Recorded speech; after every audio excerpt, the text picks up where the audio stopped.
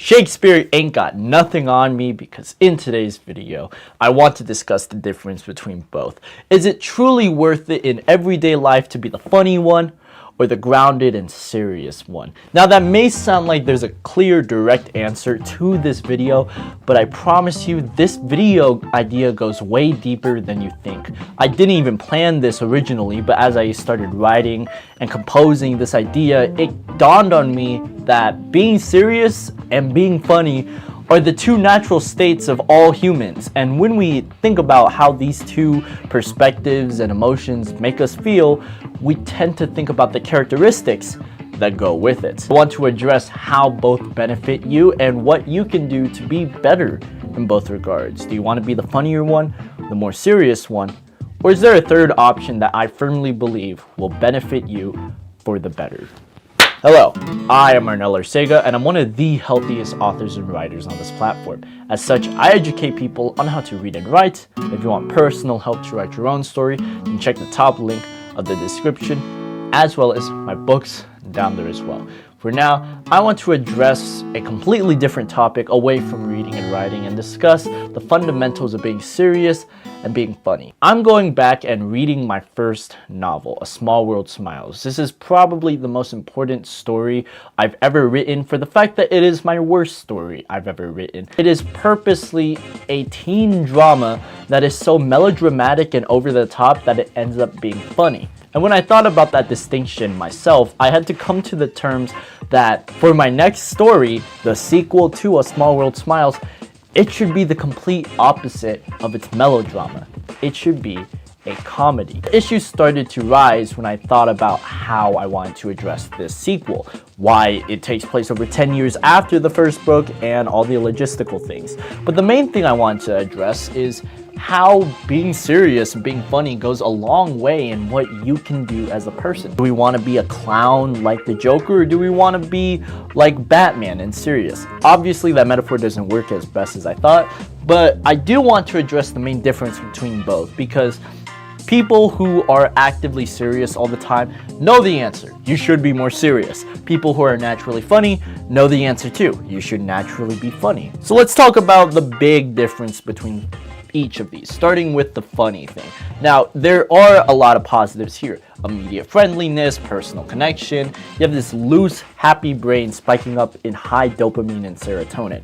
We love a good energy pleaser. We love a good party goer and someone who we can actively trust. How we build friends is by being funny, by sharing the same awkward humor as others. It's about developing those stories that makes us laugh and enjoy what we do, because laughter is such a powerful emotion if you've seen the movie Monsters, Inc. And for the case of storytelling, it is something that allows the audience to feel for the characters, allows them to trust who the characters are if they allow them to be laughed at, to enjoy what they can do. The problem arises with the high risk, high reward. Those who are actively funny lose the appeal. They aren't taken so seriously, hence the serious nature that is opposite to it, but also leads to a lot of contrast. How does someone in comedy think about themselves without feeling like a joke? It often pushes back a negative reinforcement that leads to such high risk and high reward.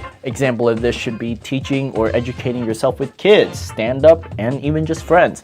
How you address yourself as the funny one can really put you out there. It can benefit your life for the better, but can also make you out as a joke. Moving over to the serious side, we should note that there are valuable pieces to both, such as the attention-grabbing, low dopamine feeling of being serious, focus, maturity that people tend to listen to, and builds leadership. Now that may sound pretty obvious coming from someone like me, but I promise you, it is way more complex than you think. I can joke all I want, but being serious is one of the hardest things you can do. Take for instance a character like Adolf Hitler. Now this might be a complete left turn, but compare him to someone like SpongeBob. Ignore their actions, just look at the way they both look and tell me which one appears to be the more serious and funnier one. If you said Adolf, you are absolutely correct as the serious one.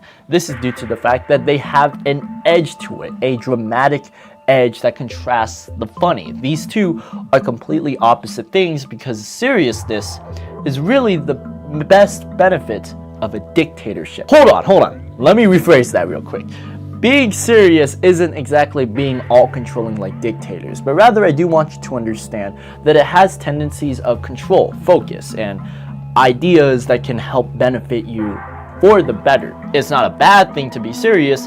It has a low risk, medium reward, but you should understand the costs of being serious. Examples of these is such as these education YouTube videos I'm teaching, rewards based on businesses and clients, and so on.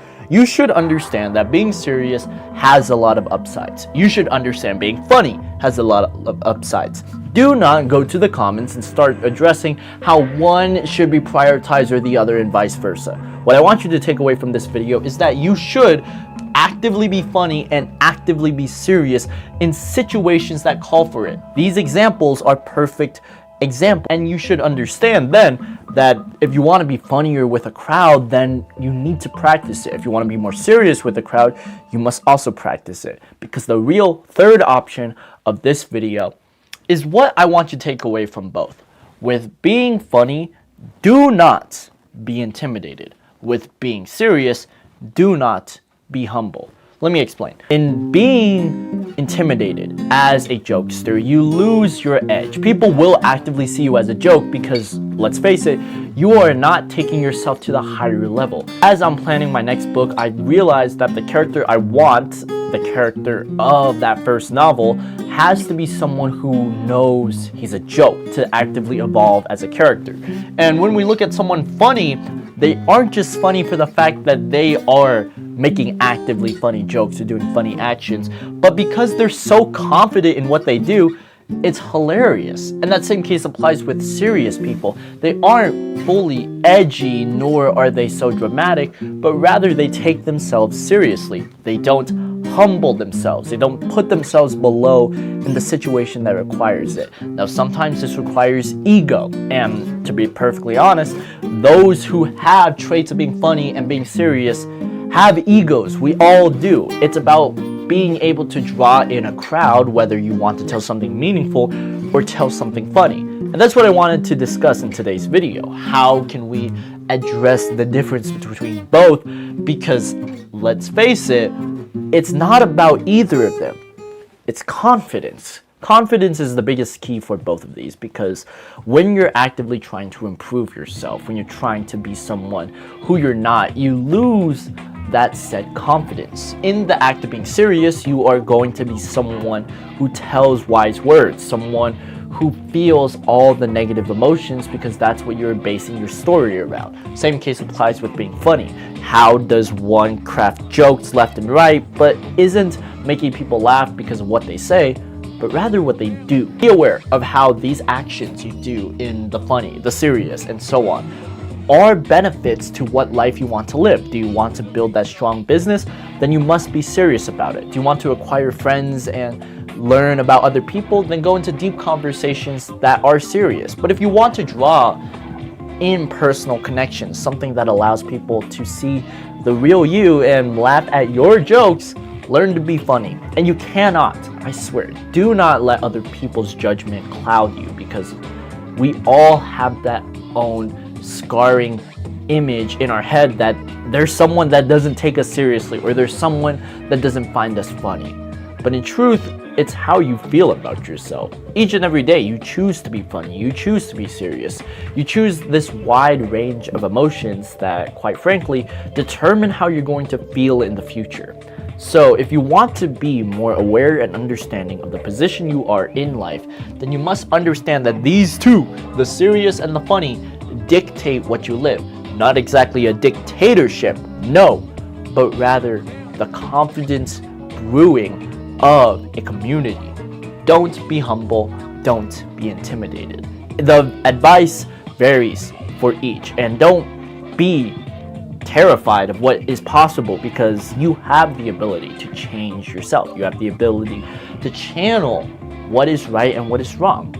It depends on the situation itself. In more cases than not, I would say it is more righteous to be serious, as you've seen in my videos. But on my other projects, I'm okay to let loose. I'm okay to laugh and enjoy the company of others because it's fun. Learn to appreciate fun and you will learn to appreciate meaning. Learn to appreciate information because you will soon laugh at the stupidity of it all. How we as humans collect information and how we evolve to become the people we are.